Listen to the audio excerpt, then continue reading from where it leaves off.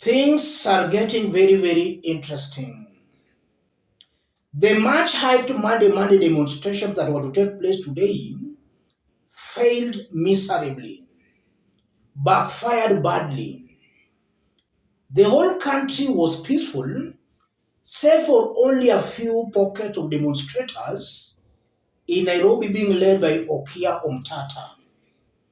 In this video, I want to explain what the failed Monday demonstrations means.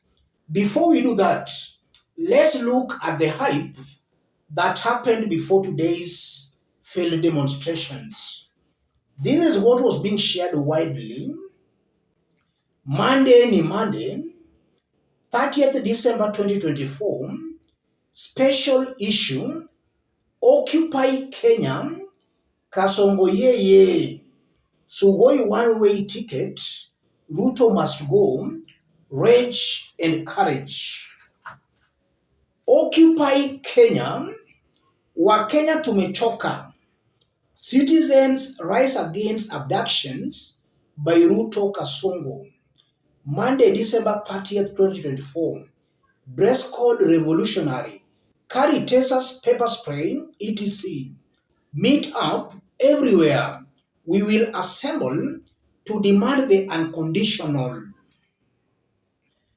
Those were the hypes before today's failed demonstrations.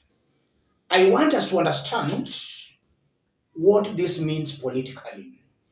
If you are watching us but you have not yet subscribed, subscribe, give the video a like. Let's proceed. From what happened today, it's coming out very clearly to me that the opposition, in the absence of Raila Odinga or Raila Odinga supporters, is not all that effective. It's just but a shout. I'm saying that because in June, we saw what happened. Before Raila Odinga called for a dialogue, there were Kenyans on the streets demanding for William Ruto to go. And that's how Kenyans managed to storm parliament and to occupy it. Upon Raila Odinga calling for dialogue, there has never been any successful protest against William Ruto's government. That's something that should not be taken lightly. Those who were on the streets were clearly Raila Odinga supporters or Raila Odinga sympathizers.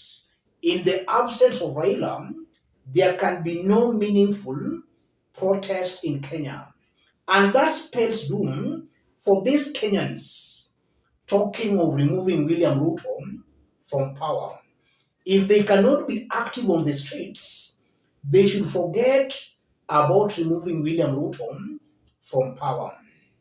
That's something coming out very, very clearly. Secondly, I'm seeing a very high possibility where there might be a silent majority of Kenyans still sympathetic to William Samoei Ruto's rule. As much as William Ruto has failed to deliver, Kenyans don't look at delivery per se. They still look at political leadership based on where their ethnic political kingpins are. If their preferred ethnic political kingpin is supporting William Ruto's government, then such Kenyans see no need of taking to the streets demanding of William Ruto to go. And I believe that's what might have happened today. Thirdly, where was Kalonzo Musyoka? Where was Rigathi Gachagua? And where were their supporters? Something also tells me very strongly that Rigathi Gachagua, Kalonzo Musyoka and their supporters are cowards. They are only good when it comes to talking on social media, but on the ground, things are very different. They are cowards. They are not brave enough to face an oppressive William Ruto's government. They have been saying Ruto's government is oppressive. But when it's now time to prove to the whole world that they are determined in kicking out the oppressive regime, they are missing in action. They are cowards. That spells doom again. As I conclude, I've always maintained that the only way Kenyans can remove William Ruto from power is if they go the tribeless way. It's coming out very clearly to me that it's now getting tribal. Kenyans are now looking at William Ruto's rule from their ethnic lenses.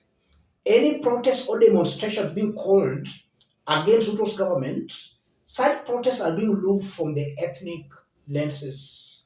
Tribes favoring William Ruto are not interested in taking to the streets.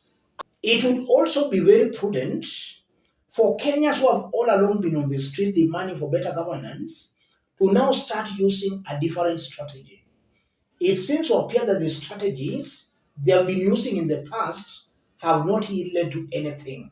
They must now change their strategies. Those who are not on the streets, or those who have all along been supporting the oppressive regimes, I feel it's now their time to test the streets. After testing the streets, I think that's the only time Kenyans will now be electing good leaders. Because now all Kenyans will have tested the wrath of bad leadership. So it's incumbent upon those who have all along been on the streets to change their strategies. Those who have been supporting the past oppressive regimes, let them now take to the streets. Let them test the wrath of bad governance. If that happens, then Kenyans going forward will start electing good leaders. They will have all tested the wrath of bad leadership. Let me stop it there. In case you're watching us outside Kenya, drop a comment, let us know from which part of the globe you are watching us from. If possible, subscribe, give the video a like. Let's meet in our next analysis. Thank you. God bless you. God bless Kenya.